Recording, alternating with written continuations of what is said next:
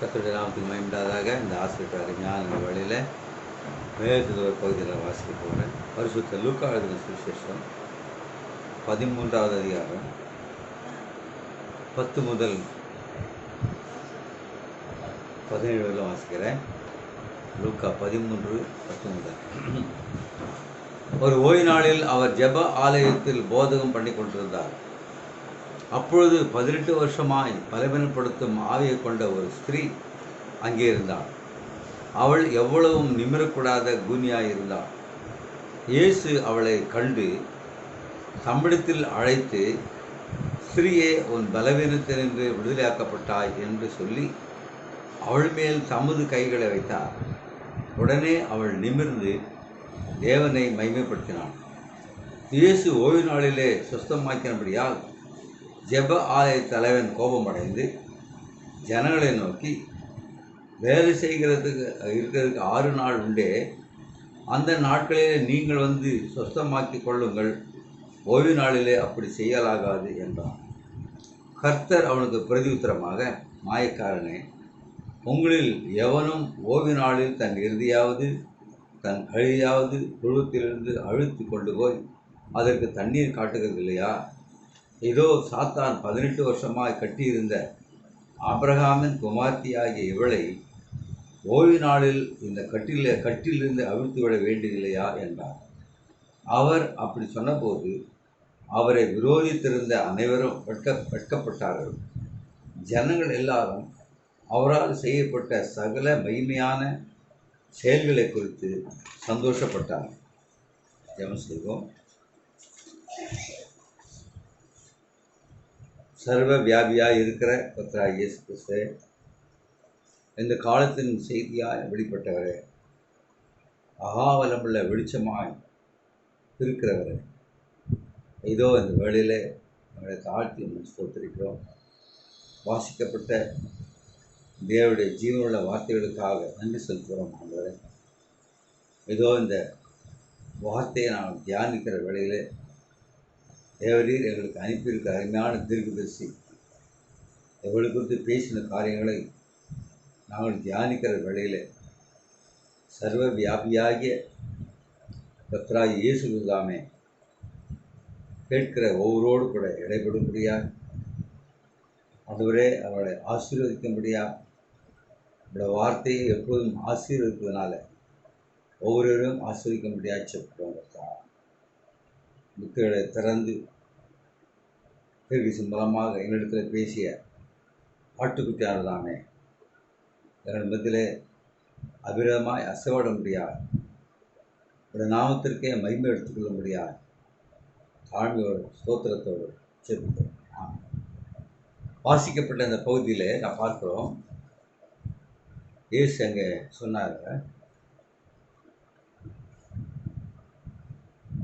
16 பார்க்கிறோம், இந்த கட்டிலிருந்து அவிழ்த்து விட வேண்டியதில்லையா என்றார். இங்கே 17 பார்க்கிறோம், உன் பலவீனத்தில் இருந்து இன்று விடுதலையாக்கப்பட்டாய் என்று சொன்னார். ஆகவே வாசிக்கப்பட்ட இந்த தலைப்பில் பலவீனத்திலிருந்து விடுதலையாக்கப்பட்ட ஸ்திரீ என்ற தலைப்பின் கீழே நம் தேவனுடைய வார்த்தையை பகிர்ந்து கொள்கிறோம். The woman loose from her infirmity, அவளுடைய பலவீனத்திலிருந்து விடுதலையாக்கப்பட்ட ஸ்திரீ. அல்லேலூயா. பார்க்கிறோம், இயேசு எவ்விதமாக 10ஆம் வசனத்தை பார்க்கிறோம், அவர் ஒரு ஓய்வு நாளிலே அவர் ஜெப ஆலயத்தில் போதகம் பண்ணி கொண்டிருந்தார். அங்கே இயேசு அந்த ஜெப ஆலயத்தில் அவர் விதமாக போதகம் பண்ணி கொண்டிருந்த வேளையில் அங்கே நான் ஒரு ஸ்திரீயை பார்க்கிறோம், ஒரு குறிப்பிட்ட ஒரு ஸ்திரீயை பார்க்கிறோம். அங்கே ஒரு ஸ்திரீ, அந்த ஸ்திரீ பார்க்கிறோம், சிறிதளவும் நிம்மரக்கூடாத கூனியாய் இருந்தார். நல்லா நீங்கள் கற்பனை செய்து பாருங்க. இப்போ இயேசு அந்த ஜெப ஆலயத்தில் போதகம் பண்ணி கொண்டிருந்த போது இந்த ஸ்திரீ சிறிதளவும் நிமிர்ந்து பார்க்கக்கூடாத ஒரு கூனியா இருந்தார்.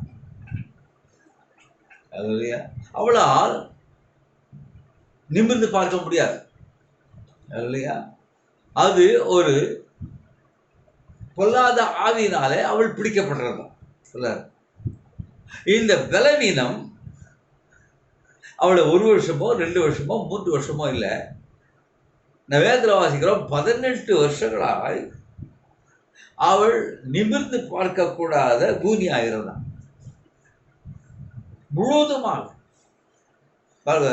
முழுவதுமாக அவள் சிறிதளவும் நிமிர்ந்து பார்க்க முடியாது.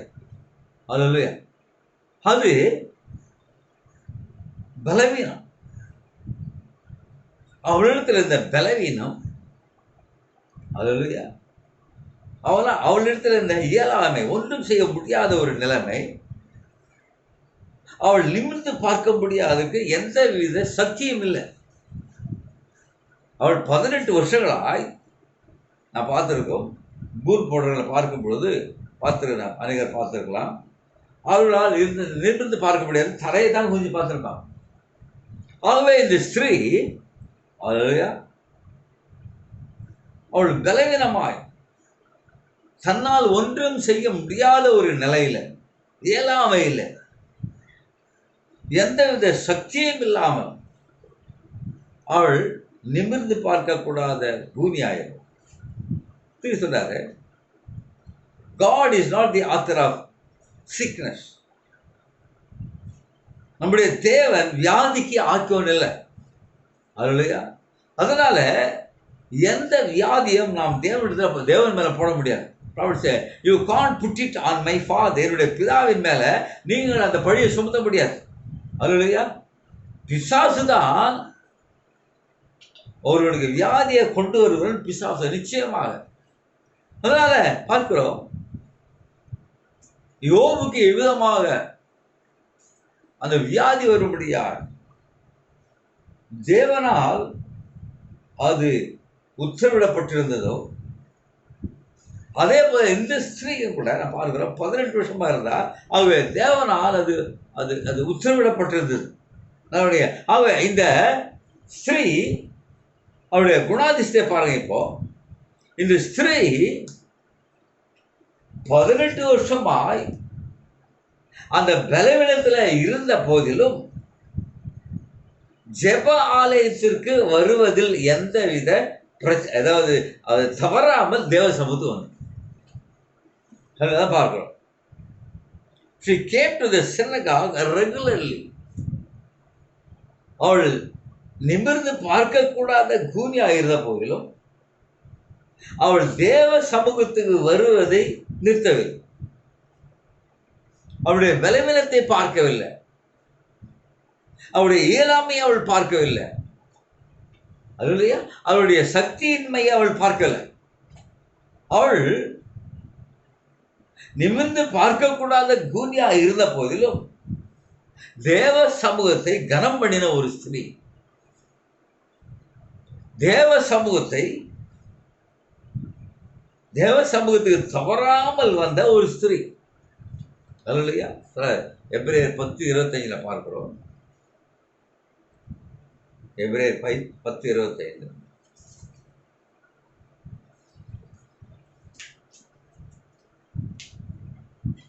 சபை கூடி வருதலை சிலர் விட்டுவிடுவது போல நாமும் விட்டுவிடாமல் ஒருவருக்கொருவர் புத்தி சொல்ல கடவோம். நாளானது சமீபத்து வருகிறதை எவ்வளவாய் பார்க்கிறீர்களோ அவ்வளவாய் புத்தி சொல்ல வேண்டும். சத்தியத்தை அறியும் அறிவை ஆகவே சபை கூடி வருதலை விட்டு விடக்கூடாது. ஏதாவது இந்த ஸ்திரீ எல்லாரும் வந்து தேவனை ஆராதிக்கிற ஜப ஆலயத்துல தவறாமல் வந்தாள்னு பார்க்கணும். அவள் ஒரு யூத் ஸ்திரீயாக இருந்தால், ஒழுங்கா வந்தாள். நீங்க எல்லாவற்றையும் விட்டு விடுதல் என்ற ஒரு செய்தியில நீங்க பார்த்துக்கலாம். 165வது பேராவில் தூக்கி சொல்றாரு. சில என்ன சொல்றாங்க, நான் விதமாக சபைக்கு போக மாட்டேன், இல்லையா, நான் சபைக்கு போக முடியாது, போக விரும்பல. ஏனென்றால் சபையில நிறைய மாய்மாலக்காரர் இருக்காங்க, ஆகவே நான் சபைக்கு போக மாட்டேன் என்று சிலர் போகிறதில்லை.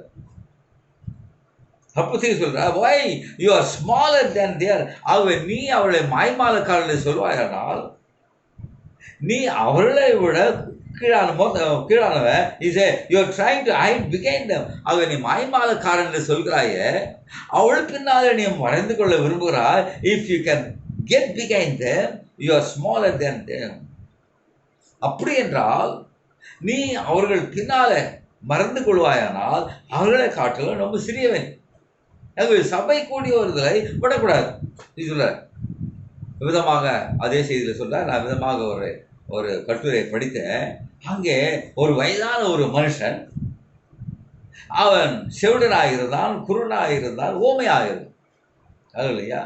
ஆனால் ஒவ்வொரு ஞாயிற்றுக்கிழமை தோறும் தவறாமல் அவன் சபைக்கு செல்வான், ஆலயத்துக்கு செல்வான். அப்பொழுது அந்த குருடர்கள் படிக்கிற அந்த பிரெயில் பாஷையில அவனிடத்துல விதமாக கேட்டார்கள், நீ எதற்காக நீ சபைக்கு போகிற, எதற்காக நீ ஆலயத்துக்கு போகிறாய்?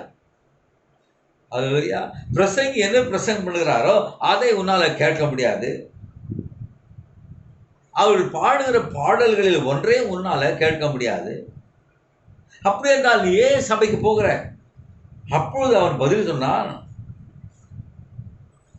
நான் எந்த பக்கத்தில் இருக்கிறேன் என்று ஒவ்வொருவரும் அறிந்து கொள்ளும்படியாய் நான் சபைக்கு செல்வேன் என்று சொன்னான். அல்லேலூயா. சொல்றாரு அப்படி என்றால் நீ சபைக்கு ஒழுங்காக போகும்போது just want to let the devil and everybody else know what side he was on. ஆக அவன் என்ன காரணம்னா, நான் யார் பக்கம் இருக்கிறேன் என்று பிசாசும் மற்றவர்களும் அறிந்து கொள்ள வேண்டும் என்பதற்காக நான் சபைக்கு செல்வேன் என்று சொன்னான். கர்த்தராக மகிமையாக சொல்றார். அது சரியான பதில். ஆகவே சபை கூடுவதில் விடாமல் இந்த ஸ்திரீ தன்னால் பார்க்க முடியாவிட்டாலும், நிமிர்ந்து பார்க்க முடியாவிட்டாலும், அவள் குனிந்து கொண்டே இருக்க வேண்டிய நிலையில் இருந்தாலும் தேவனுடைய ஆலயத்துக்கு, ஜெப ஆலயத்திற்கு வருவதை அவர் நிறுத்தவே இல்லை. அல்லேலூயா. அவர் சொல்றார் அந்த ஸ்திரீயால் முகமுகமாய் யாரும் பார்க்க முடியாது. வேணால் குனிந்து கொண்டே இருப்பதால நோக்கி நிமிர்ந்து பார்க்க முடியாது. அல்லேலூயா. சொல்ல அவளால் அந்த நிலத்தை தான் பார்க்க முடியுமே ஒழிய, அல்லேலூயா, சபைக்கு வந்தாலும் ஆலயத்திற்கு வந்தாலும் அவள் நிமிர்ந்து பார்க்க முடியாமல் உட்கார்ந்து இருக்க அந்த கிரவுண்ட் நிலத்தை தான் பார்க்க முடியுதே ஒழிய அவளால் யாரையும் எடுத்து பார்க்க முடியாது. அல்லேலூயா. அது மட்டுமல்ல, அவள் உட்கார்ந்து கொண்டு நிலத்தை பார்த்து கொண்டிருந்தாலும் அவள் பேசுவதை கேட்டுக்கொண்டிருந்தாள். இப்போ பிளவுல 328 பாருங்க. பிளவுல 328 சபை கூடி வருதலை அவிசுவாசிகள் விட்டு விடுவது போல நாமும் விட்டு விடாமல் ஒருவருக்கொருவர் புத்தி சொல்ல கடவோம். ஒருவருக்கு அவிசுவாசிகள் விட்டு விடுவது போல. அப்ப சபை கூடுவதிலே விட்டு விடுவது யார் என்றால் அவிசுவாசிகள் மட்டுமே சபை கூடுவதிலே விட்டு விடுவார்கள். இந்த ஸ்திரீயோ ஜெப ஆலயத்துல தேவ சமூகத்துக்கு அவள் வந்து கொண்டே இருந்தான். அது மட்டும் இல்ல, நாம் அறிந்திருக்கிறோம், அவருக்குள்ளே தேவனுடைய அன்பு இருக்குமானால் சபையினுடைய கதவுகள் எப்பொழுது திறக்கப்படும் என்று நீ போய் காத்து கொண்டிருப்பார் சொல்ல தெரியாது. காயின் தான் தேவனுடைய சமூகத்திலிருந்து விலகி போனான், அதான் போயிட்டான் சொல்ற. ஆகவே தேவ சமூகத்தில் வரும்போது ஆர்வம் அந்த காய்ந்து போன கோலை கொண்டு போய் மகாபரிசு சாலத்தில் வைத்த போது அது பூ பூத்து காய் காத்து பழங்கள் கொடுத்து, அது பழங்கள் கொடுத்து. அது தேவ சமூகம் உயிர்ப்பிக்கிற சமூகமாயிரும். இல்லையா? அது என்ன நிலையில வந்தாலும் எப்படிப்பட்ட சூழ்நிலை வந்தாலும், எப்படிப்பட்ட பலவீனத்துல வந்தாலும், தேவ சமூகம் ஒருவனை உயிர்ப்பிக்க சொல்றாரு. நீ தேவ சமூகத்துக்கு வரும்போது நீ அனல் மூட்டப்படுகிறாய். அல்லேலூயா. தேவனுடைய வார்த்தை, தேவ சமூகத்துல தேவனுடைய வார்த்தையை கேட்க வரும்போது அல்லேலூயா நீ அனல் மூட்டப்படுகிறாய். இந்த காலத்துல தேவனுடைய தீர்க்கதரிசி பிரசங்கம் பண்ண போது ஒரு லில்லி செடி அது வளர்ந்தது. ஒரு சாதாரண ஒரு லில்லி செடி தேவனுடைய தீர்க்கதரிசி இந்த கடைசி காலத்துல தேவன் அனுப்பிய தீர்க்கதரிசி பிரசங்கம் பண்ணி கொண்டத போது ஒரு லில்லி செடி அது வளர்ந்திருக்கும் பொழுது அதே தீர்க்கதரிசி செய்தியை விசுவாசித்து தேவ சமூகத்தில் வரும்போது ஏன் வளர்ச்சி அடைய முடியாது? ஒரு லில்லி செடியே வளர்ந்திருக்கும் பொழுது, நம்ம படம் எல்லா போட்டோ இருக்கு, தேவன் அதை செய்திருக்கும் போது ஒரு காட்டு புஷ்பம் அது வளர்ந்திருக்கும் போது தீர்க்க சொல்றாரு, ஆபிரகாமுடைய பிள்ளைகள் மட்டுமே தேவ சமூகத்துல வளர முடியும். வேறு யாரும் தேவ சமூகத்துல வளர்றதில்லை. அல்லேலூயா. அவங்க தேவ சமூகம் நம்ம உயிர்ப்பிக்கிற, நம்மை அனல் மூட்டுகிற, நம்மை ஆசீர்வதிக்கிற, நம்மை வளர்க்கிற சமூகமாய். அதனால இந்த ஸ்திரீ ஜெப ஆலயத்துக்கு வந்து அவள் உட்கார்ந்திருந்த போது அவள் யாரையும் பார்க்க முடியாமல் நிலத்தை பார்த்து உட்கார்ந்து கொண்டது. அதனால அவளுடைய இயலாமை, எந்தவித உதவி இல்லாத ஒரு நிலைமை, ஒரு ஹெல்ப்லெஸ், உதவியற்ற ஒரு நிலைமை. அல்லேலூயா. அவளிடத்துல உதவியற்ற ஒரு நிலைமை. ஆக மனுஷனிடத்துல சரீர பிரகாரமான உதவியற்ற நிலை, ஆவிக்குரிய பிரகாரமான உதவியற்ற நிலை உண்டு. Physical helplessness, spiritual helplessness. ஆகவே இந்த ஸ்திரீ சரீர பிரகாரமான உதவியற்ற நிலையில அவள் ஜெப ஆலயத்தில் உட்கார்ந்து கொண்டுதான், தலை குனிந்து நிமிர முடியாம. யோவான் 5:7 பார்க்கிறோம். யோவான் 5:7 அங்கே ஒரு மனுஷன்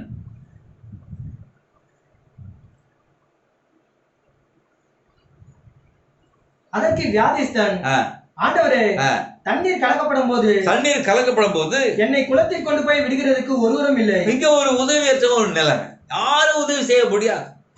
அதே போல அப்போஸ்தலர் 3:2 பார்க்கிறோம்.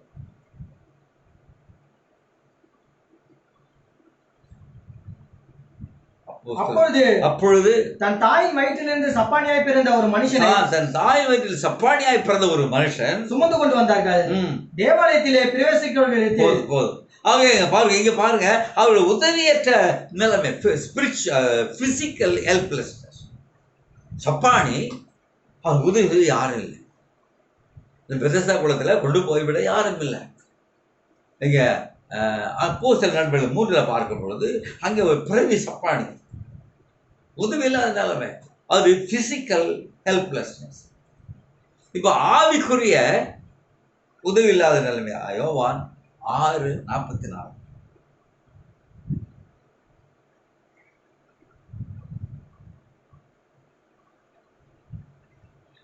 என்னை அனுப்பின பிதா ஒருவனை இழுத்துக் கொள்ளாவிட்டால் அவன் என்னிடத்தில் வரமாட்டான். பாருங்க, இங்க ஆவிக்குரிய உதவியற்ற நிலைமை. இல்லையா? இப்ப பிதா இழுத்து கொள்ளாவிட்டால், அவர் இழுத்தால் மட்டுமே ஆவிக்குரிய உதவி கிடைக்கும். பிதாவானவர் உதவி செய்யாவிட்டால் ஒருவனாலும் வர முடியாது. இப்ப இந்த ஸ்திரீ பிசிக்கல் ஹெல்ப்லெஸ்னஸ், சரீர பிரகாரமான உதவியற்ற ஒரு நிலை, அல்லையா, அந்த பலவீனம், அந்த இயலாமை, அந்த சக்தியின்மை. இங்க ஒரு ஆவிக்குரிய பிரகாரமாக பிதா இழுக்காவிட்டால் அவன் வர முடியாது. அது ஆவிக்குரிய பிரகாரமான உதவியற்ற ஒரு நிலை. உதவி சொல்றார், நீங்கள் எப்பொழுதாவது கவனித்திருப்பானால், அல்லேலூயா, ஒரு ஆடு வழி தவறி போகுமானால், அல்லேலூயா, அது தன்னுடைய வழியை திரும்ப வழியை கண்டுபிடிக்க முடியாதனால சொல்றாரு, அங்கேயே இருந்து இருக்கிற இடத்திலேயே உதவியற்ற ஒரு நிலையில இருந்து ஓநாய் போன்ற மிருகங்கள் வந்து அதை அழித்து பிரிட்டு போடும்படியாக ஒரு நிலைமை ஏற்படும். உதவி அற்ற நிலையில இருக்கும்போது, வழி தவறி போகும்போது, உதவி செய்ய முடியாது, உதவி வராதிருந்தால் மறுபடியும் பழைய வழிக்கு வர முடியாது. அல்லேலூயா. God said, he is just lost, he is helpless. உதவியற்ற நிலைமை. அதே போல இந்த ஸ்திரீ ஒரு உதவி அற்ற நிலைமை. மறுபடியும் அதே போல ஒரு மனிதன், ஒரு சகோதரன், அவன் வழி விலகி போவானால், அல்லேலூயா, உனக்கு உதவி செய்ய யாரும் கிடையாது. ஒரு மனுஷன் இழக்கப்பட்டு போவானால் அவன் என்னதான் சீர்திருத்தபடியான முயற்சிகளை எடுத்தாலும் அவன் அழ முடியாது. அல்லேலூயா. You are absolutely helpless until the shepherd comes and get you. சொல்றாரு, நான் கூட ஒரு ஆட்டுக்குட்டி வழி தவறி போனபோது நான் கூட உதவி செய்து தூக்கி வந்திருக்கேன், மத்தியில் கொண்டு வந்து சேர்த்தேன். அதனால நீ என்னதான் சீர்திருத்த முயற்சி செய்தாலும் உன்னால் அது முடியாது. அந்த நல்ல மேய்ப்பனாகிய இயேசு கிறிஸ்து மட்டும் உதவி செய்தால் ஒழிய வேற எந்த உதவியாலும் முடியாது. சொல்றது, shepherd come, you can't save yourself. உன்னை நீயே ரட்சித்துக் கொள்ள முடியாது. அல்லேலூயா. அதை செய்ய ஒரு வழியும் இல்லை. சொல்றார், ஒரு சிறுத்தைய என்னதான் போட்டு பாலிஷ் பண்ணாலும் அதில் மேல் இருக்கிற அந்த புள்ளிகளை அழிக்க என்னதான் பாலிஷ் போட்டாலும் அந்த அந்த சிறுத்தையின் மேல் இருக்க அந்த கருப்பு புள்ளி இன்னும் பிரைட்டாகவே ஒழிய அந்த அந்த அந்த புள்ளி போகாது. அல்லேலூயா. சொல்றார், so there is no way we can reform ourselves. நம்மை நாமே சீர்திருத்திக் கொள்ள முடியாது. நீ என்ன செய்தாலும் சரி, ஒரு புதிய பக்கத்தை திருப்பினாலும் சரி, நீ என்ன செய்தாலும் உன்னால செய்ய முடியாது. ஆனால் வார்த்தை என்ன கூறுகிறதோ அதன்படியே நீ செய்வாயானால், அல்லேலூயா, இழக்கப்பட்டு போன நீ மீட்கப்படும். ஆகவே அந்த பெதஸ்தா குளத்துல இந்த மனுஷன், சொப்பாடியா இருந்த மனுஷன், அல்லேலூயா, அவன் உதவி அற்றவனாக இருந்தான் என்று பார்க்கிறோம். நம்முடைய தீர்க்கதரிசி ஒரு முறை வனாந்திரத்துல வழி எழுந்து போய் உதவி இல்லாத நிலையில போய்விட்டான். அநேகருக்கு தெரியாது.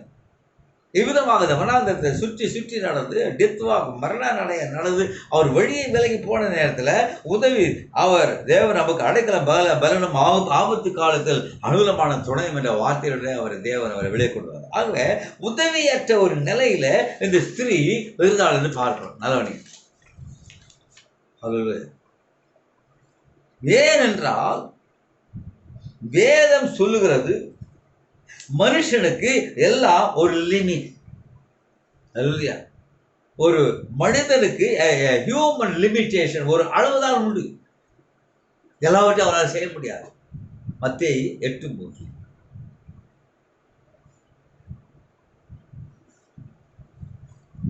இயேசு தமது கையை நீட்டி அவனை தொட்டு 8:3 பிரதர். இல்ல, ஒரு மனுஷனுடைய தலைமுடிய மாற்ற முடியாது. அல்லேலூயா. 18-15 படிங்க. அவர் அவள் கையை தொட்ட உடனே, அது இல்ல வேற பார்ப்போம். ஆகவே நாம் பார்க்கிறோம், ஆக ஒரு மனுஷன் அவனுடைய முடிய மாற்ற முடியாது, தன்னுடைய சரீரத்தோடு ஒரு முழத்தையும் கூட்ட முடியாது. Everything is limited. ஒரு மனுஷனுக்கு எல்லாம் ஒரு ஹியூமன் லிமிட்டேஷன். அதனால இயேசு அவருடைய ஊழியம் என்னவென்றால் லூக்கா 4:18 பார்க்கிறோம்.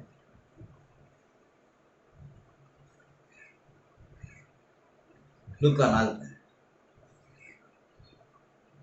கர்த்தருடைய ஆவியானவர் என்மேல் இருக்கிறார். தரித்திரருக்கு சுவிசேஷத்தை பிரசங்கம் பண்ணும்படியாகவும் என்னை அபிஷேகம் பண்ணினார். இருதயம் நறுங்குண்டவர்களை குணமாக்கவும் சிறைப்பட்டவர்களுக்கு விடுதலையும் குருடருக்கு பார்வையும் பிரசித்திப்படுத்தவும் நொறுங்குண்டவர்களை விடுதலையாக்கவும் கர்த்தருடைய அனுக்கிரகம் வருஷத்தை பிரசித்திப்படுத்தவும் என்னை அனுப்பினார். ஆகவே இயேசுடைய ஊழியம் என்னவென்றால் விடுவிக்கிற ஊழியம். எப்படிப்பட்ட நிலையில் இருந்தாலும் அவரை விடுவிக்கிற ஊழியம் தான் இயேசு கிறிஸ்துவ ஊழியம். சிறைப்பட்டதாலும் சரி, வியாதியாக இருந்தாலும் சரி, அது எப்படிப்பட்ட நிலையில் இருந்தாலும் விடுவிக்கிற ஊழியம் இயேசுடைய ஊழியம். அப்போஸ்தலர் 10:37 Acts 10:38.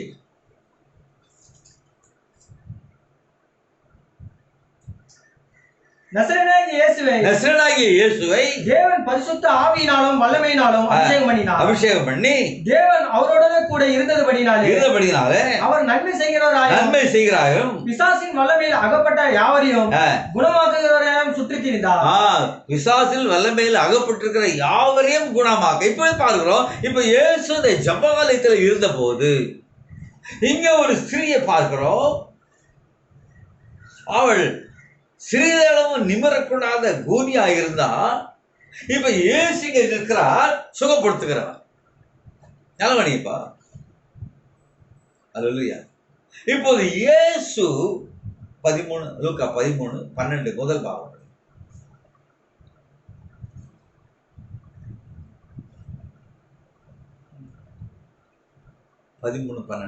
இயேசு அவளை கண்டு ஜீசஸ் saw her.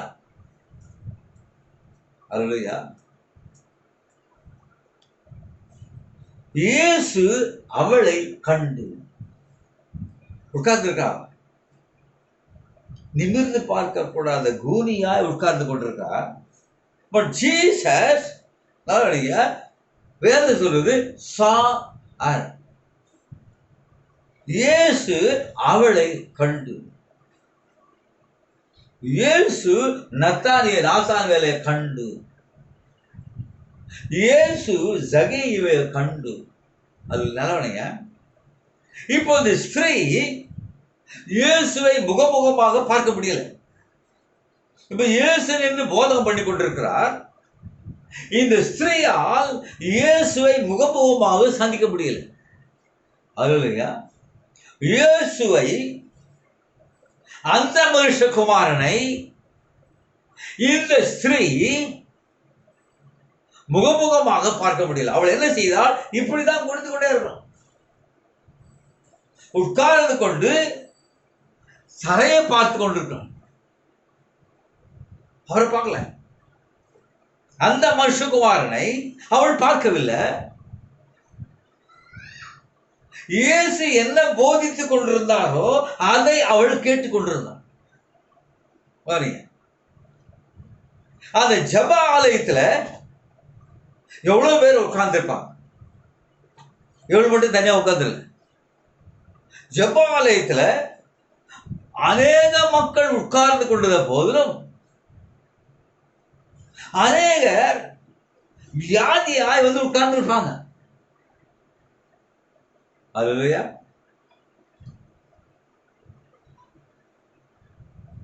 இந்த ஸ்திரீ தனியா உட்கார்ந்து எல்லாரும் மத்தியிலும் இந்த ஸ்திரீ தலை குனிந்த வண்ணமாய் உட்கார்ந்து கொண்டிருக்காரு. ஏன்னா அவளை நிமிர்ந்து பார்க்க முடியாது. சிறிதளவு நிமிர்ந்து பார்க்க முடியாது. இயேசு அவங்க நின்று போதித்துக் கொண்டிருந்த பொழுது நல்லவனைங்க,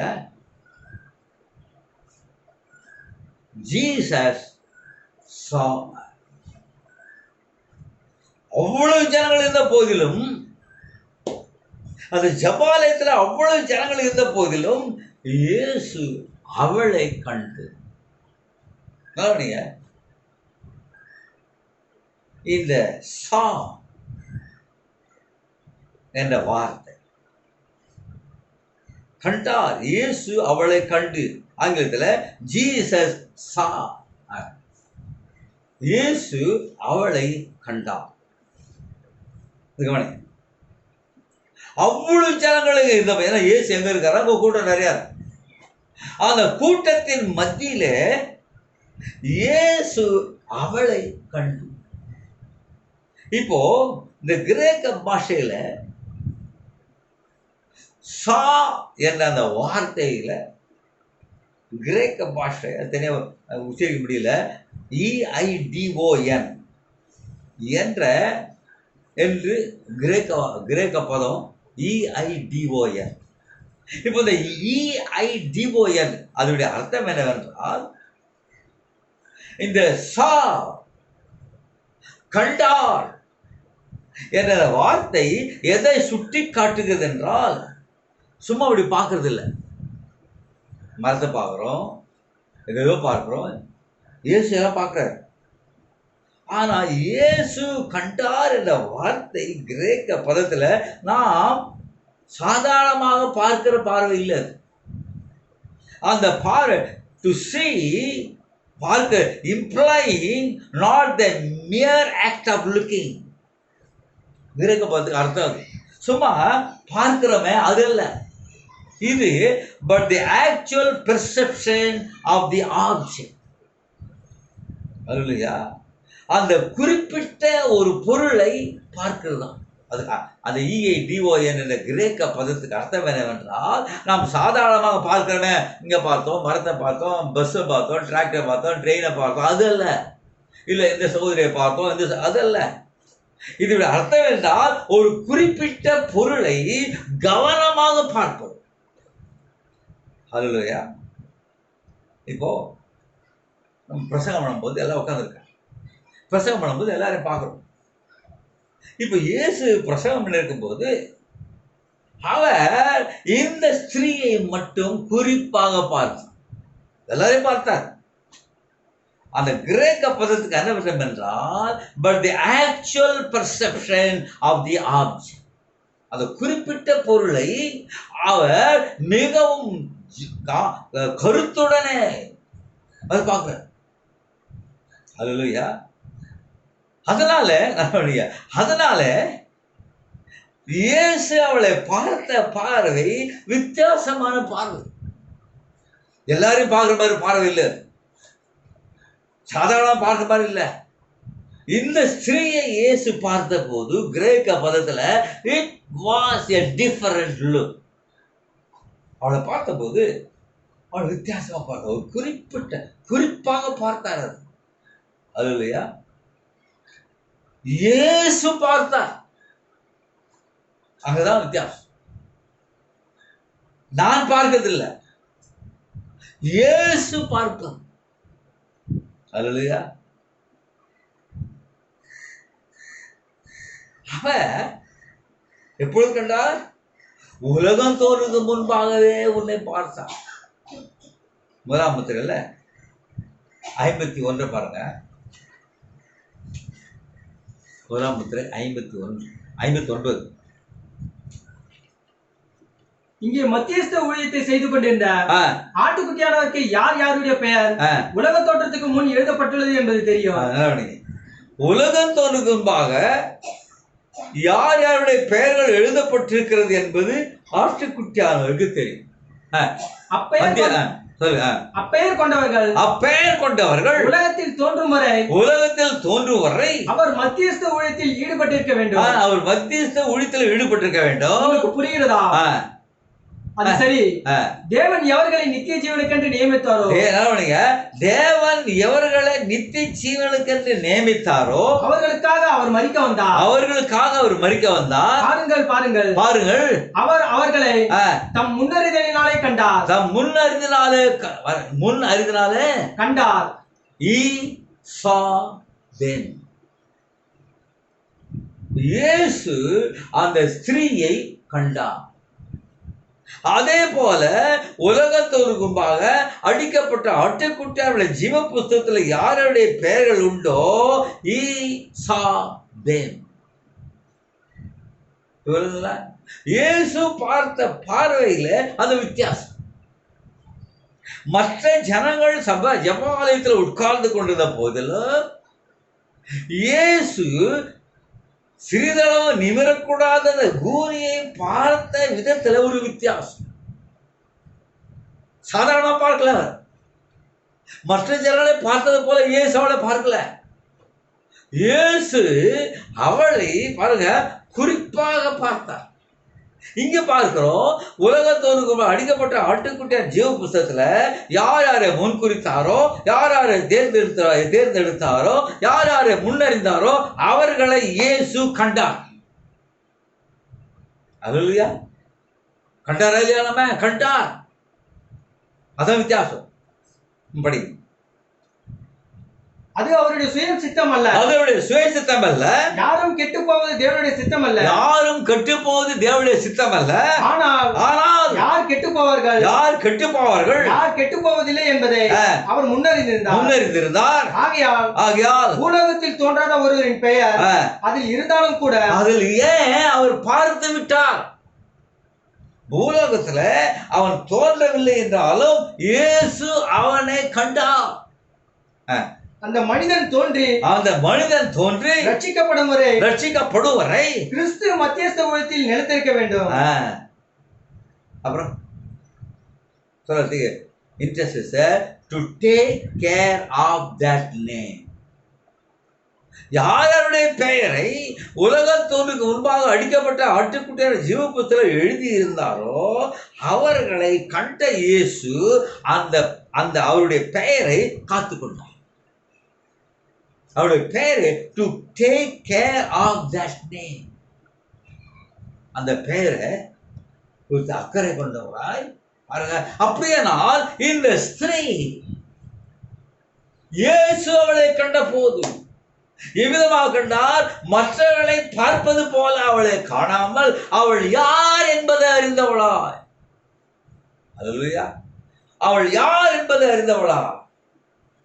சிறிதளவேனும் நிமரக்கூடாத கூனியா இருந்த போதிலும் தேவ சமூகத்துல ஜப ஆலயத்துல வந்து உட்கார்ந்து கொண்டிருந்த அவளை இயேசு கண்டார். எவ்வளவு கண்டார்? உலகம் தோன்றுதமாக கண்ட அந்த ஸ்திரீ. அல்லேலூயா. கர்த்தராக மகிமையாக இயேசு கண்டார். அல்லேலூயா. நல்லவனே, குருடான பக்தியை இயேசுவை நோக்கி கூப்பிட்ட போது இயேசு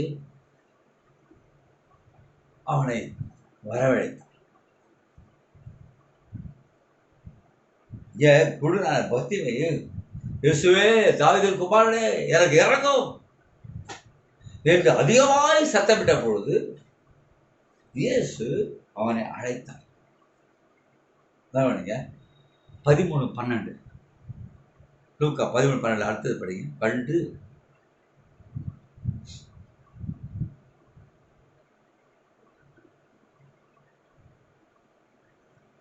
இயேசு அவளை கண்டு தம்மிடத்தில் அழைத்து இயேசு அவளை கண்டு ஃபர்ஸ்ட் என்ன செய்தார்? அவளை கண்டு. இப்போ இரண்டாவது என்ன செய்தார்? அவளை சம்மிடமாக அழைத்து. வேற எங்க இல்லை. இப்ப பர்த்திமேயு, குருடனாகிய பர்த்திமேயு இயேசு அங்க போனதை கண்டு அவன் சோமடைய வேண்டும் என்று விரும்பினவனாய் அவன் இயேசுவை நோக்கி கூப்பிட்டான். தாவீதின் குமாரனே எனக்கு இறங்கும். அப்ப இயேசு அவனை அழைத்தான். அல்லேலூயா. இங்க பாருங்க, இந்த ஸ்திரீ இயேசுவை ஒன்றுமே கேட்கல. சரியா? நான் வந்திருக்கேன் ஆண்டவரே, 18 வருஷமா நான் வந்துருக்கிறேன் தேவாலயத்துக்கு, நீங்க வந்துட்டீங்க இன்னைக்கு, எனக்கு சுகப்படுத்தும் என்று இந்த ஸ்திரீ கேட்கவே இல்லை. அல்லேலூயா. இந்த ஸ்திரீ கேட்கல இயேசுவை, என்னை சுகப்படுத்த ஆண்டவரே, நான் ஒழுங்கா சபைக்கு வந்திருக்கிறேன், இப்படி சமூகத்தை வந்திருக்கிறேன், நீங்க இன்னைக்கு வந்துட்டு இருக்கிறீங்க, எனக்கு சோப்படுத்துங்க கேட்டேன். அல்லையா? But this woman did not request Jesus to heal her. அப்படி இருக்கலாம் ஆண்டவரே, உண்மை கூட என்னால பார்க்க முடியல. நீ வந்திருக்கிறீங்க, ஜெபாலைக்கு வந்திருக்கிறீங்க, உண்மை கூட என்னால் பார்க்க முடியல ஆண்டவரே, நான் உண்மை பார்க்க வேண்டாம் ஆண்டவரே, என்னை சோப்படுத்த ஆண்டவரே என்று அவள் இயேசுவை கேட்கிறேன். அது இயேசுவே அவளை அழைத்து. அல்லேலூயா. அப்ப இயேசுவே அழைக்கிறார் என்றால் அது தெய்வீக செயல், அது சாதாரணம் அல்ல. அவள் எங்க வந்தா? ஜபாலயத்துக்கு வந்தா, தேவனை தொழுது கொள்ள வந்தா, அவளுடைய பலவீனத்தை பார்க்கவில்லை, அவள் கூனியா இருக்கிறத பார்க்கவில்லை, அவள் ஜபாலயத்துக்கு வந்தா. அவள் இயேசு அதை கண்டு அவளை சம்மிடமாக அழைத்து, வேற அனுப்பல, நீ இந்த இடத்துக்கு போ, இந்த இடத்துக்கு போ சொல்லல. இயேசு அவளை சம்மிடமாக இங்க வா அது அழைத்து. யாரு? இயேசு ஆகிய வார்த்தை. இயேசு ஆகிய வார்த்தை அவளை அழைத்தது. இந்த செய்தி உன்னை என்ன அழைத்தது? அல்லேலூயா. தேவன் நம்மை கண்டார். அல்லேலூயா. உலகம் தோன்றுவதற்கு முன்பாகவே நம்மை கண்ட தேவன்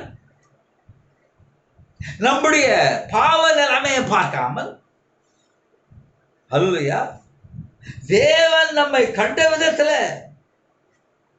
அல்லேலூயா, நம்மை கண்டதுனால அதே இயேசு, அதே மனுஷகுமாரன் இந்த கடைசி காலத்துல, இந்த சாயங்கால நேர வெளிச்சத்துல அதே இயேசு கிறிஸ்து, அதே வார்த்தை, அதே மேசையா நம்மை அழைத்து, தமிழமாக அழைத்து. Hallelujah. Jesus the word. Hallelujah. The word called her to him. வார்த்தை அவளை தமிழமாக அழைத்து.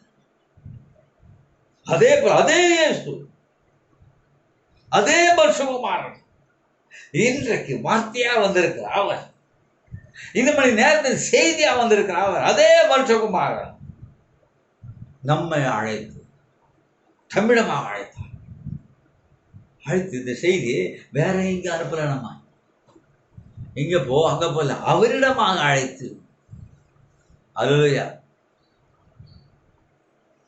அல்லேலூயா. அந்த ஜபாலயத்தில் இருந்த மற்ற ஜனங்களை விட்டு விட்டு, அல்லேலூயா, அந்த ஜப ஆலயத்தில் இருந்த மற்ற ஜனங்களை விட்டு விட்டு மேசியாவாகி அந்த மனுஷகுமாரன் இந்த குறிப்பிட்ட ஸ்திரீயை மட்டும் தன்னிடமாக அழைத்தார். அல்லேலூயா. இந்த ஸ்திரீயை, அந்த குறிப்பிட்டவளை அவர் தம்மிடமாக அழைத்தார். அது பெரிய காரியம். அதே தேவன். ரோமர் 8:29.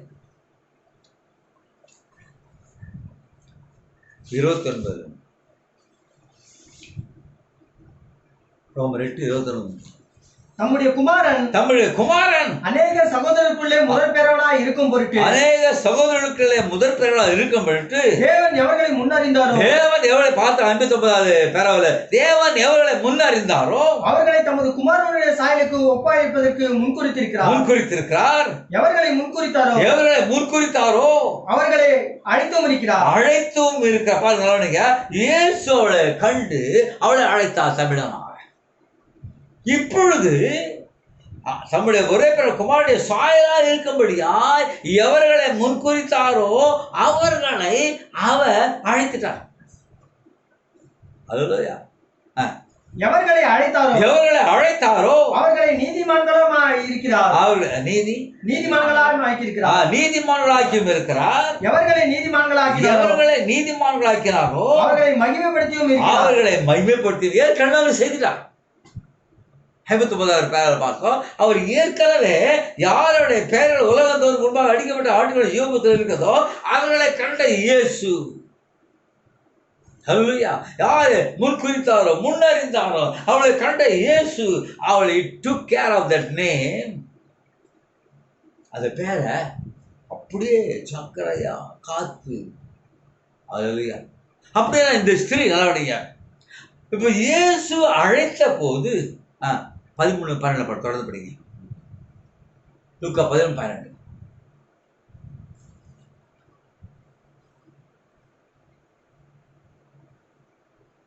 இயேசு அவளை கண்டுட்டாரு. தம்மிடத்தில் அழைத்து வரலாவடிங்க. ஸ்திரீயே போதும். தம்மிடத்தில் அழைத்த போது இதுதான் இந்த ஸ்திரிய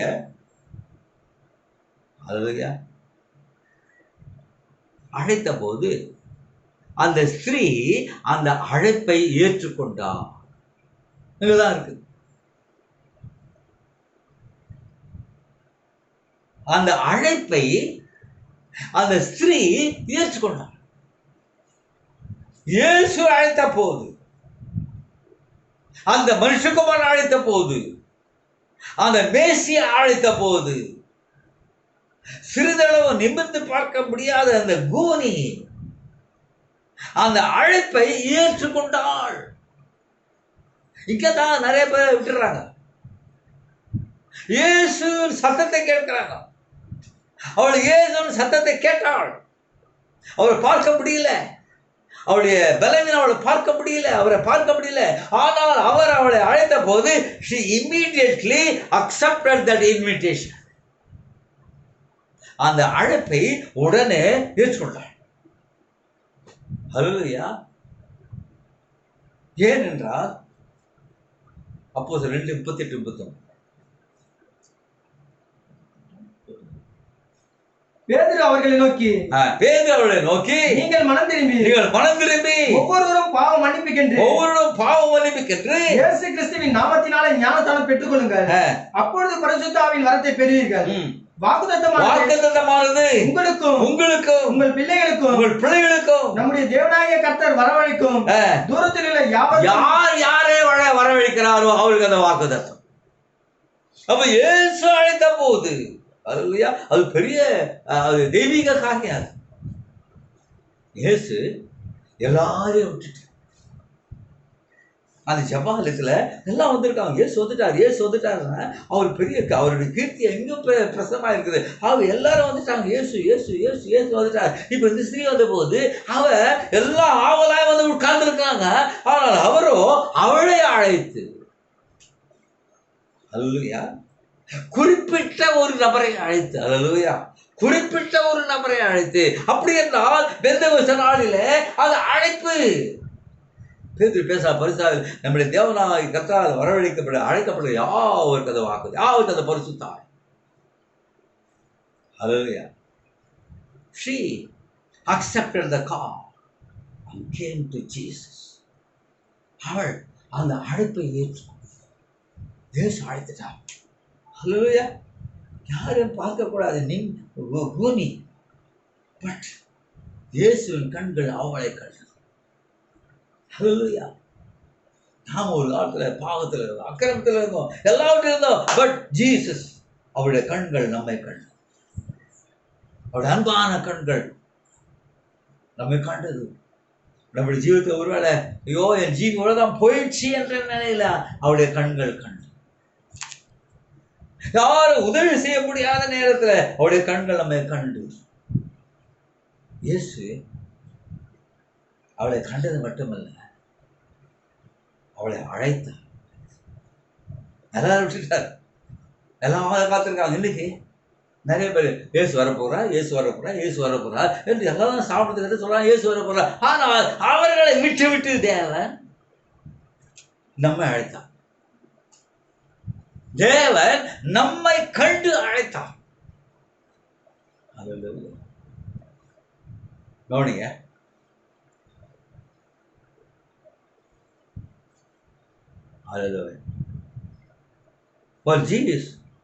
coming to Jesus. அவள் இயேசுவிடத்துல வந்த போது குனிந்து கொண்டே தான் வந்தாள். பார்க்க முடியல. அழைத்துட்டாரு. பட் அழைத்தவரை தான் முகமுகமாக பார்க்க முடியல. அவள் அவரை நிமிர்ந்து பார்க்க முடியாமல் அந்த ஆய்ச்சலினால அவள் புரிந்து கொண்டே இயேசுவின் முன்னால வந்தாள். அந்த அழைப்பை ஏற்றுக்கொண்டு சர்வ சிருஷ்டிகராக இயேசுவின் முன்னால மாம்சத்தில் வெளிப்பட்ட தேவன் முன்பாக, அல்லேலூயா, மாம்சத்தில் வெளிப்பட்ட அந்த மனுஷகுமார், அந்த தேவன் மனுஷகுமார வெளிப்பட்டார அந்த மனுஷகுமாரன் முன்பாக அவள் தலை குனிந்தவளா அவர் முன்னால் வந்தாள். அல்லேலூயா. படி 11. இயேசு அவளை கண்டு தம்மிடத்தில் அழைத்து ஸ்திரீயே உன் பலவீனத்தில் என்று விடுதலையாக்கப்பட்டாய் என்று சொல்லி வந்துட்டாவா? அல்லேலூயா. வந்துட்டா. வந்த உடனே ஜீசஸ் spoke the word. இயேசு வார்த்தையை பேசு. அவள் வந்து நின்ற உடனே அந்த அந்த அந்த அழைப்பை ஏற்றுக்கொண்டு அவள் பலவீனமாக இருந்த போதிலும் அவள் சரையை பார்த்து கொண்டே இயேசு வந்து நின்ற போது came the word. அவளுடைய அழைப்பை ஏற்றுக்கொண்டு அவளை அழைப்பை ஏற்றுக்கொண்டு தேவ இயேசுவின் முன்னால வந்து நிற்க போது and Jesus spoke the word. அதேதான் இன்றைக்கு இந்த செய்தியை ஏற்றுக்கொண்டு, அல்லேலூயா, இந்த செய்தியை அதே மனுஷகுமார் ஒரு பேசினார். அந்த அழைப்பை ஏற்றுக்கொண்டு அவர் சமூகத்துக்கு வரும்போது, அல்லேலூயா, and she comes in the presence of Jesus Christ, the Son of Man, the Messiah. அவள் அந்த மனுஷகுமாரனாக, அந்த மேசியாவை, அல்லேலூயா, காலத்தின் செய்திக்கு முன்பாக அவள் வந்து நின்ற போது தேவனுடைய பிரசன்னத்தில் வந்து நின்றாள். அதே போல நாம் தேவனுடைய பிரசனத்தை வந்து நிற்கும். Then comes the word. அப்போது வார்த்தை, உன் பலவீனத்தை எடுத்து போடுகிற அந்த வார்த்தை, உன் வியாதியை எடுத்து போடுகிற வார்த்தை, உனக்கு சமாதானத்தை கொடுக்கிற வார்த்தை, உனக்கு சந்தோஷத்தை கொடுக்கிற வார்த்தை, உனக்கு விடுதலை கொடுக்கிற வார்த்தை அப்பொழுது வரும். எப்போது நீ அவர் வார்த்தையை ஏற்றுக்கொண்டு வரும். She accepted the invitation and came to Jesus and came into the presence of the Son of Man. அந்த மனுஷகுமாரனுடைய சமூகத்தில் வந்து நின்ற போது then the Son of Man spoke the word.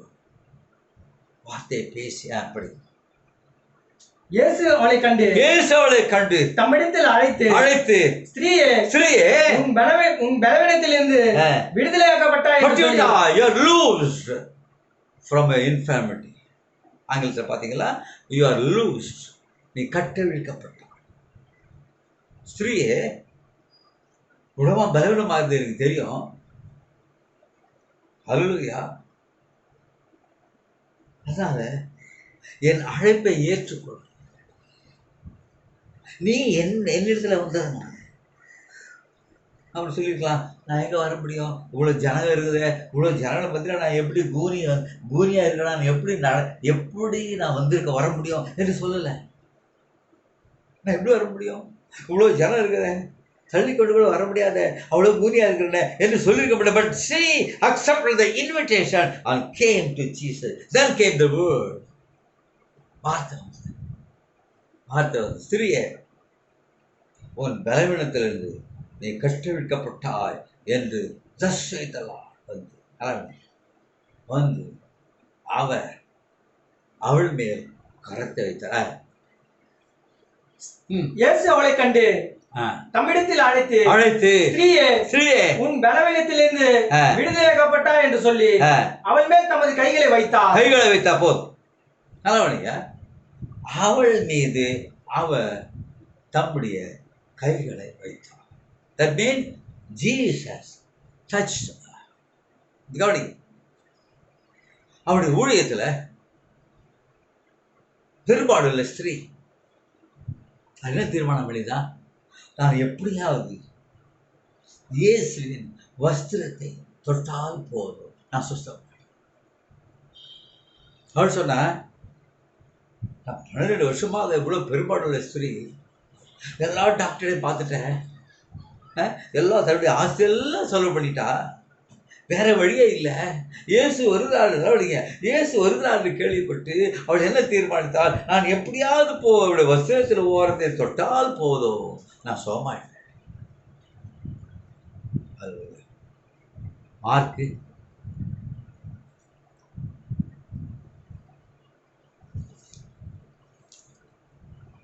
Mark 6:55-56. அந்த சுற்றுப்புறம் எங்கும் ஓடி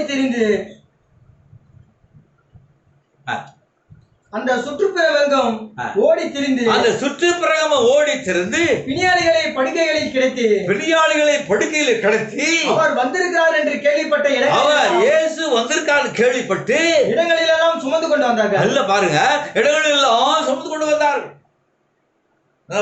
இயேசு வந்திருக்கிறார் என்று கேள்விப்பட்டு எல்லாம் போயிட்டு எல்லாரும் சுற்று பக்கத்தில் இருக்கிற எல்லா பிணியாளிகளையும் சுமந்து கொண்டு வந்தார். நம்மளுக்கு தெரியுது, சவுத் ஆப்பிரிக்காவுக்கு போன போது எங்கெங்கோ இருந்து வியாதிஸ்தர் ஒரு ராணி, ரொடிஷியா ராணி 27 ட்ரக்குகள் அடிக்கிறார்.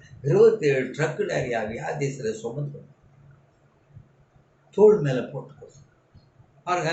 இந்த காலத்துல அதே இயேசு, இந்த காலத்துல நீங்க சமச்ச படிச்சு பார்த்தீங்களா, 7 சபையின் காலங்கள் வியாக்கியானம் பிறகு சபையின் காலத்துல படிச்சீங்களா, அங்க எங்கே இருந்தோ 27 ட்ரக்கு நிறைய வியாதிஸ்தரை கொண்டு வந்தாங்க. இயேசு வந்துட்டார். இங்க ஒரு தீர்க்கதரிசி தேவன் அனுப்பினார், அவர் மூலமாக தேவன் அற்புத அடையாளங்கள் செய்கிறார் என்று கேள்விப்பட்ட ஜனங்கள் ஒன்றுமே நாகரிகம் அறியாத ஜனங்கள், இயேசுவை குறித்து கேள்விப்படாத ஜனங்கள் சொல்ல தீர்க்கதரிசி ஆறுகளை கடந்து மலைகளை கடந்து தூக்கிட்டு வந்தாங்க. இப்ப பார்க்கிறோம் மார்க் 55-56 இயேசு வந்திருக்காரு கேள்விப்பட்ட மாத்திரத்துல அவங்க என்ன செய்தாங்க, எல்லா இடங்களில் இருந்து படிங்க மறுபடியும் 52. அந்த சுற்றுப்புறம் எங்கும் ஓடி திரிந்து, ஒரு இடத்துல இல்ல பிரதர், அவங்க சுற்றுப்புறம் எங்கும் ஓடி திரிந்து பிணியாளிகளை படுக்கைகளில்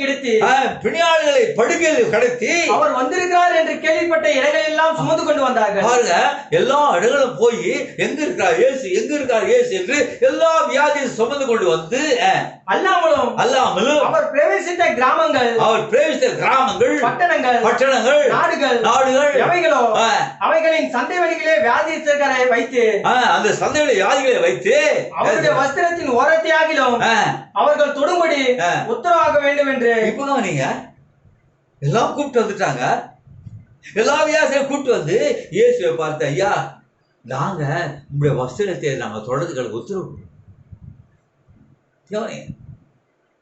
உங்களுடைய வஸ்திரத்தை நாங்க தொடரணும் ஐயா, எல்லா வியாதியத்தை கிடக்குறாங்க, உங்களுடைய வஸ்திரத்தை நாங்க தொடரணும் உத்தரவு கேட்டாங்க.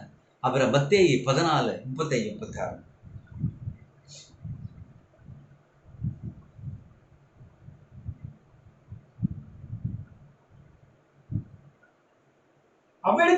அவ்விடத்தில் மனுஷர் அவரை இன்னார் என்று அறிந்து சுற்றுப்புறம் எங்கும் செய்தி அனுப்பி இயேசு வந்திருக்கிறார் செய்தி அனுப்பி பிணியாளிகள் எல்லாரையும் அவரிடத்தில் கொண்டு வந்து அவருடைய வஸ்திரத்தின் ஓரத்தையாகிலும் அவர்கள் தொடும்படி உத்தரவாக வேண்டும் என்று அவரை வேண்டிக் கொண்டார்கள். கவனிக்க பிரதர், கவனிங்க, எல்லாரும் ஐயா நான் உங்க வஸ்திரத்தை ஓரத்தை சொல்றோம், எங்களுக்கு பர்மிஷன் கொடுங்க. ஆனால் இங்கே இயேசு தொட்டான். அவ்வளவுதான் அவனுக்கு மற்ற எல்லாரும் அவரை தொடும்படியாய் உத்தரவு கேட்டார்கள். ஆனால் இங்கே இயேசு தொட்டார். அல்லேலூயா. இங்கே இந்த ஸ்திரீயை, நிமிர்ந்து பார்க்க முடியாத இருந்த இந்த ஸ்திரீயை இயேசு கண்டு அழைத்து, அல்லேலூயா, ஸ்திரீயே உன் பலவீனத்தில் நீ கட்டவிழ்க்கப்பட்டாய் என்று சொல்லி Jesus touched her. Hallelujah. Jesus touched her. Hallelujah. கர்த்தராம் மகிமைப்பட்டாங்க. அடுத்த வாரத்தில் பார்ப்போம். Jesus touched her. அதான் வித்தியாசம். அந்த ஸ்திரீயை கண்டு, குறிப்பாக கண்டு, அடையாளத்தினால கண்டு, அவளை அழைத்து வார்த்தையை பேசி இயேசு அவளை தொட்டார். மற்றவர்கள் எல்லாரும் ஆண்டவரே தொடரும், ஆண்டவரே தொடராடு உத்தரவு கேட்டாங்க. இங்கேயோ ஜீசஸ் டச், இயேசு அவள் மேல கையை வைத்தார். இயேசு அவளை தொட்டார். தொடர்ந்து அவளை ஒத்தாசை கொண்டு அடுத்த அதே இயேசு, அதே மனுஷகுமாரர் யார் யார் எந்த நேரத்தில் இந்த செய்தியை கேட்டுக்கொண்டிருக்கிறார், அவள் பக்கத்திலேயே அதே இயேசு அங்க இருக்கிறார்.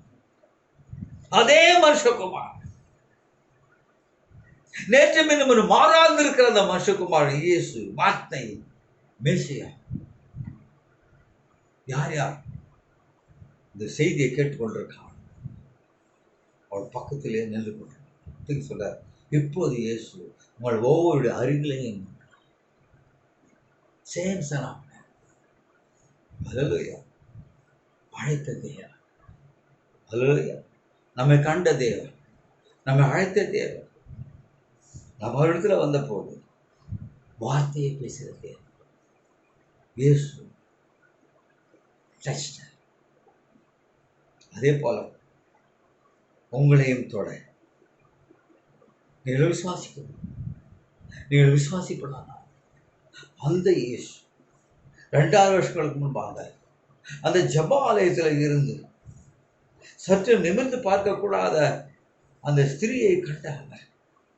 மற்றவர்களெல்லாம் விட்டு விட்டு அவளை மட்டும் கண்டு, அவளை மட்டும் தமிழத்தில் அழைத்த அவர் வார்த்தையை பேசி அவளை தொட்ட அதே இயேசு. இந்த செய்தியை கேட்க ஒவ்வொருவருக்குள்ள நீங்கள் எந்த நிலையில் இருந்தால் உங்களை அவர் தொட, உங்களை தொட அவர் பக்கத்திலே இருக்கிறார். ஜெபம், அவரை தொட அனுமதி கொடுத்தால், ஆண்டவரே நீர் எங்களை தொட்டால் போதும், நாங்கள் தொடர்ந்து அல்ல ஆண்டவரே, நீர் எங்களை தொட்டால் போதும். அந்த சிறிதளவு நிமிர்ந்து பார்க்க முடியாத அந்த ஸ்திரியை அழைத்து அவளை தொட்ட இயேசுவே, அவள் மீது கையை வைத்த இயேசுவே, என் மேலும் இப்படி ஆணிப்பாய்ந்த கைகளை வைக்க முடியாது. எங்களுக்காக சிலுவை சுமந்து கைகளிலும் கால்களிலும் ஆவி கனாவப்பட்ட இயேசு, சர்வவியாதி இயேசு, உயிரோடு இருந்த இயேசு கிறிஸ்து. ஆண்டவரே, அந்த நேரத்தில் எனக்கு சொல்லுங்க, நான் ஜெபிக்கிறேன் ஆண்டவரே. நான் ஜெபிக்கும் போது அதே இயேசு நம்மை தொட, அதே இயேசு, அதே மனுஷகுமாரன் நம்மை தொட, அவனுடைய தேவன் எங்கள் அன்பான ஜீவனுள்ள கர்த்தாவே, இந்த ஆசீர்வதிக்கப்பட்ட அருமையான இந்த வேளையிலே நம்முடைய வார்த்தையை கேட்க கிருபை செய்து நேற்று மீண்டும் மாறாதிருக்க. ஏதோ உலகமானது 100 நாட்கள் இருந்த பிரகாரமாக அந்த மனுஷகுமார் வெளிப்படும் நாட்கள் இருக்கும் என்று சொன்னீரேன். அவ்விதமாக நீர் அந்த மனுஷகுமாரனா மத்தியில் வெளிப்பட்டு இந்த மணி நேரத்தின் செய்தியா முத்திரலாய் வெளிப்பட்டிருக்கே கர்த்தா. நீ தொட்டால் போதும், நாங்கள் தொடுதல் ஆண்டவர். அந்த ஸ்திரீ உம்மை வேண்டிக் கொள்ளாமலேயே நீர் அவளை தொட்டீர். அதே போல இந்த செய்தியை கேட்கிற ஒவ்வொருவரையும் தொடும்படியா, அவளுடைய தேவையை சந்திக்க முடியா, அவருடைய பலங்களை யாவும் நீக்கப்பட முடியா. நேற்று மீண்டும் மாறாதிருப்பது சகலத்தையும் ஜெயம் கொண்ட மகாபெரிய ஜெயவீரன் கர்த்தராகிய இயேசு கிறிஸ்து பலமுள்ள நாமத்தாலே ஸ்தோத்திரத்தோடு சொல்லுங்கள். God bless you.